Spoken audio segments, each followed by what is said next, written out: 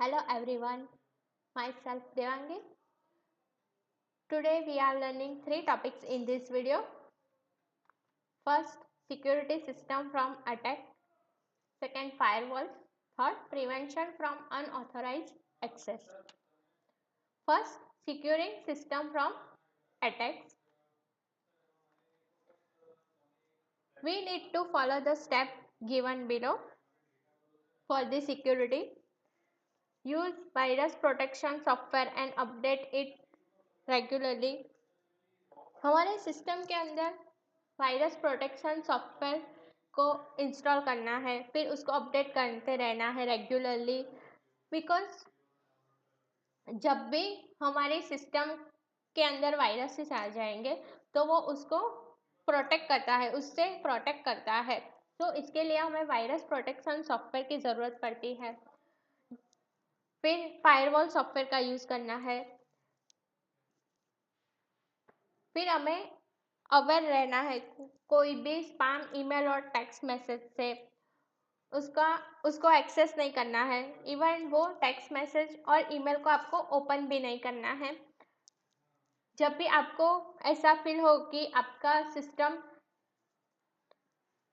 के ऊपर अटैक हुआ है तो उसको तुरंत ही इंटरनेट से डिस्कनेक्ट करना है। फिर जब भी आपको कुछ सॉफ्टवेयर डाउनलोड करना है तो उसके पहले आपको उसकी ऑथेंटिसिटी चेक करना है कि ये प्रॉपर है कि नहीं। हमने देखा था स्पाईवेयर में कि कैसा वो वेबसाइट और इमेजेस दिखाता है कि वो ओरिजिनल है, लेकिन उसके पीछे वायरसेस होते हैं। तो जब भी आपको ऐसा फील हो तो तब आपको वो स्पाईवेयर विंडोज़ को तुरंत ही क्लोज करना है, उसको एक्सेस ही नहीं करना है। Active window run spyware programme into the memory and continue its destructive action.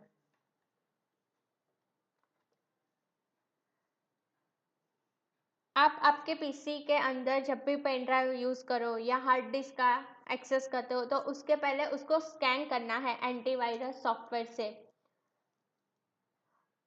Keep current, use the updated version of software, older version में have security breaches.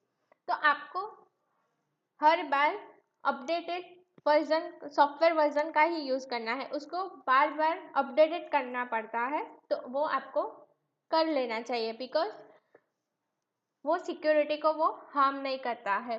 Backup regularly, आपको बैकअप रेगुलरली लेना चाहिए। Backup regularly, take up backup to backup of data into another system और on the cloud storage. आपको cloud के अंदर आपका backup रखना चाहिए और वो टाइम टू टाइम बैकअप लेना चाहिए, बिकॉज समटाइम्स क्या होता है कि आपका सिस्टम डैमेज हो जाता है या आपका डेटा लॉस्ट हो जाता है, तो आपके पास स्टोर होता है तो आप उसको इजीली एक्सेस कर सकते हो। Next, firewalls. A firewall is available in the form of hardware और सॉफ्टवेयर। वो हार्डवेयर और सॉफ्टवेयर के फॉर्म में होती है firewall. It is implemented at the point where LAN connect to the वैन। तो वो वहाँ पे इम्प्लीमेंट होती है जब भी लैन और वैन का कनेक्शन होता है। Firewall protect the user network resources from another network of the internet to protect the system of the LAN from the different type of attacker on the internet। जब भी आपके सिस्टम LAN और WAN के साथ connected होती है तब आपका डेटा मीन्स वो कम्युनिकेशन में होता ही है आपका सिस्टम और कम्युनिकेट करता ही है। तो उस टाइम पे अटैकर का मीन्स हमें डर रहता है, तो उस टाइम पे फायरवॉल एक की सॉल्यूशन है कि उसकी वजह से आपके सिस्टम पे अटैक नहीं होता है। Organisation are implementing firewall to protect the network resource of an organisation from the outsider. Firewall is restrict the employees of the organization to access some sensitive data like personal data record of the employee or payroll record। तो firewall का installation PC के अंदर होना ही चाहिए और system के अंदर होना ही चाहिए, तभी हमारे ऑर्गेनाइजेशन के डेटा थेफ्ट नहीं होते हैं, कोई कॉन्फिडेंशियल इंफॉर्मेशन होती है वो भी स्टोलन नहीं होती है।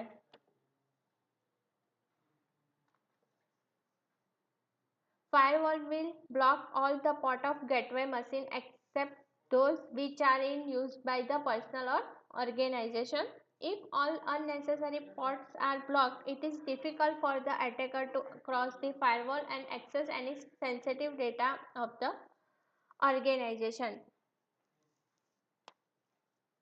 जब भी वो फायरवॉल पोर्ट को ब्लॉक कर देता है तो इजीली अटैकर उसके ऊपर हमला नहीं कर सकता है और वो डेटा स्टोर नहीं कर सकता है। Firewall thus act as a protective layer between LAN of the organization and internet. Home and small office user in which system is directly connected to the internet can use personal firewall. जब भी आपके घर के अंदर PC हो या office के अंदर पीसी हो तो उसके अंदर पर्सनल फायरवॉल को इंस्टॉल कर लेना चाहिए। It will be install in the system which directly interact to the internet, वो डायरेक्टली इंटरनेट के साथ इंटरेक्ट करती है। Firewall software built into the operating system itself, firewall built in operating system के अंदर होती है। जब भी आपका डिफाइंडर ओपन होता है तो वो हमें पॉपअप दिखाती है कि virus is available, malware software is available, etc. Nowadays, some antivirus software products are providing the firewall software as a bundle with their antivirus product. आप इस इमेज में देख सकते हो कि ये लैन और वैन के साथ कनेक्टेड है पीसी और उसके बीच में फायरवॉल है जो वो प्रोटेक्टिव है।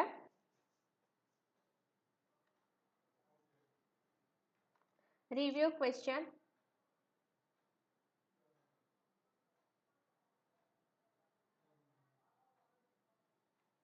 review question answer.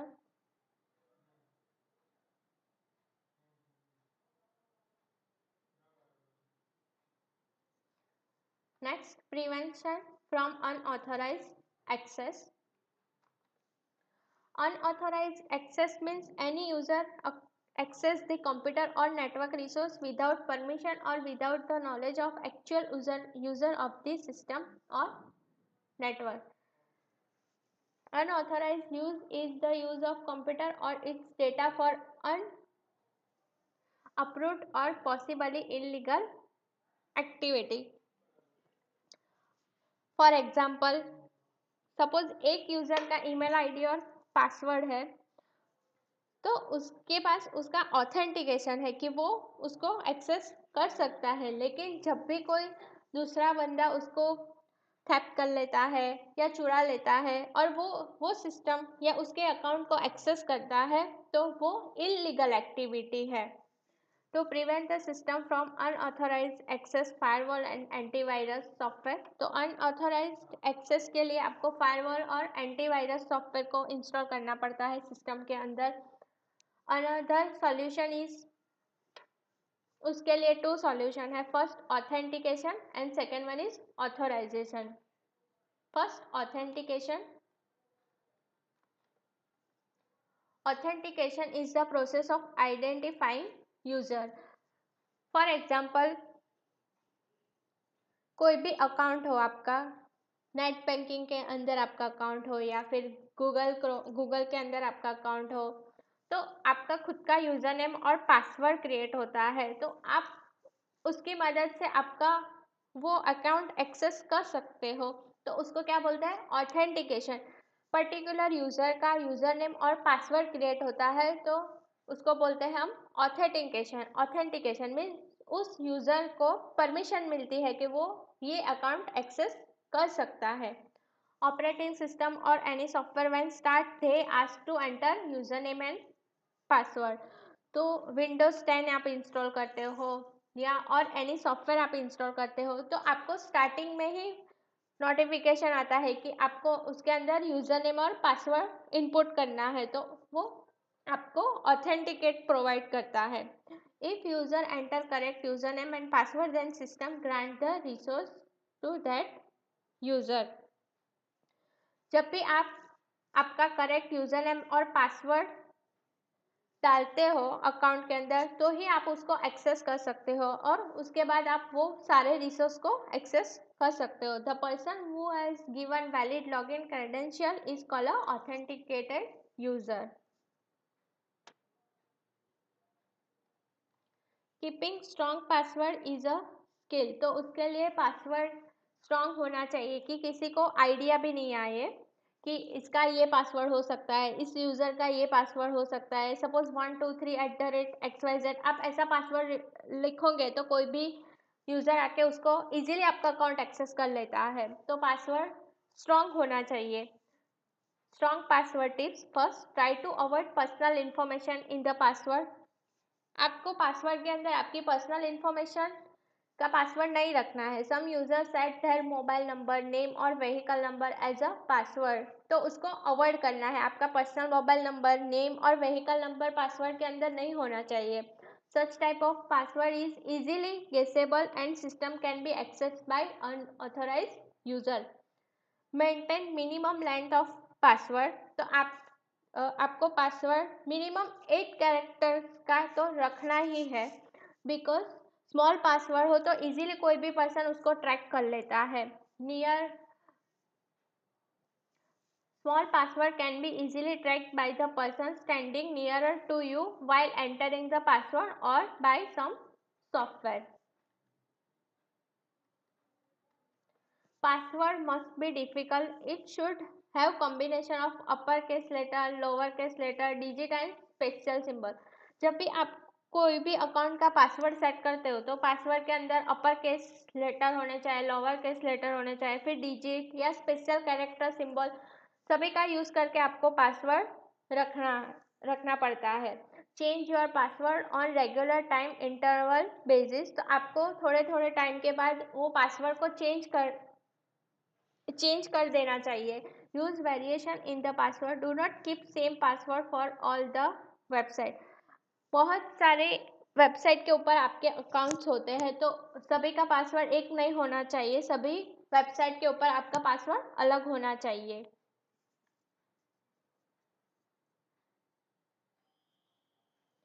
Use passphrase in the password. Do not keep a password which spell correctly as per dictionary. If you keep a password which available in the English dictionary, it can be easily recovered by unauthorized person by applying dictionary attack. तो dictionary के अंदर जो भी word होते हैं वो आपके password के अंदर नहीं होने चाहिए.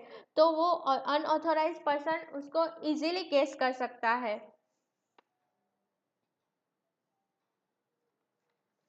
The other method are also there to authenticate the user. Some application allow user to enter PIN number to authenticate the user. PIN, personal identification number, is either 4-digit or 6-digit number to authenticate the user. आप कोई भी application को access करते हो तो उसके अंदर OTP number आता है एक्सेट्रा. तो वो पर्सनल आइडेंटिफिकेशन नंबर है, उससे आप वो अकाउंट को एक्सेस कर सकते हो. Where some application do the authentication by taking fingerprints of the user by using fingerprint scanner और by face recognition using front camera module etcetera. WhatsApp application आप यूज़ करते हो तो उसके अंदर कैसा होता है कि आप नंबरिंग का पासवर्ड रख सकते हो या फिंगरप्रिंट का पासवर्ड रख सकते हो. तो ऐसे भी एप्लीकेशन को आप एक्सेस कर सकते हो. Avoid common sequence in the password. Your password should not be like 1 2 3 4 और ABCD एक्सेट्रा.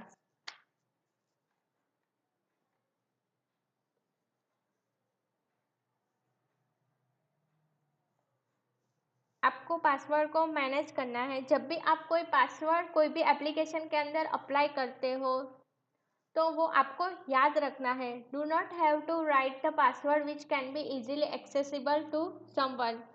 आपको आपके मोबाइल के अंदर या फिर कहीं ऐसी जगह पे उसको स्टोर नहीं करना है कि कोई भी आके वो इजीली एक्सेस कर सके। Many users are wrongly writing their ATM access password on the ATM card itself. तो ATM कार्ड के ऊपर कभी भी ATM पासवर्ड नहीं लिखना चाहिए, नहीं तो कोई भी वो इजीली आपका ATM कार्ड एक्सेस कर सकता है। Next review question. Blank is the process of identifying user. Next slide में इसका आंसर है।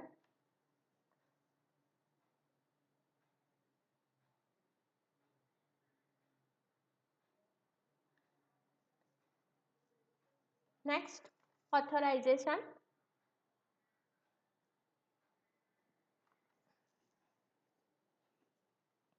Authorization is process that has to be performed after authentication.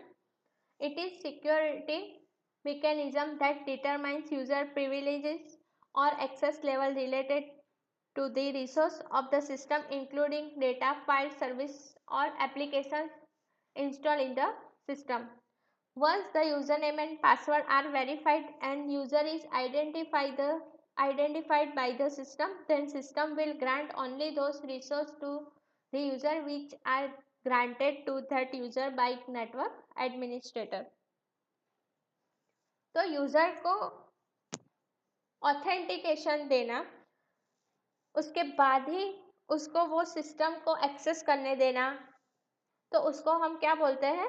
Authorisation. जब भी उसका यूजर नेम और पासवर्ड वेरीफाइड होगा और उसके बाद वो सारे रिसोर्स एक्सेस कर सकता है, तो उसको हम क्या बोल सकते हैं? Authorisation. To implement authorisation, network administrator can implement ACL, access control list.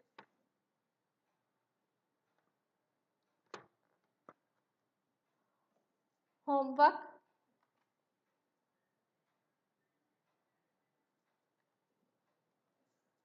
ये आपको खुद से कंप्लीट करना है।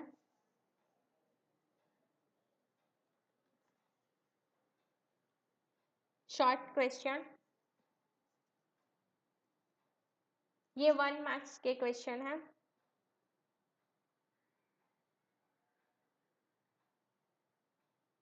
MCQ,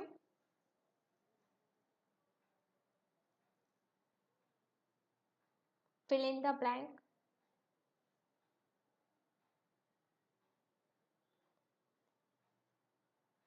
True or false?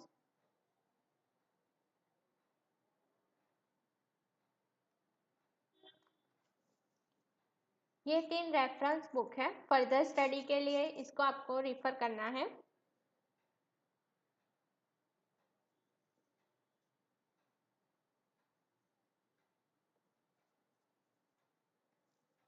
Thank you for watching this video.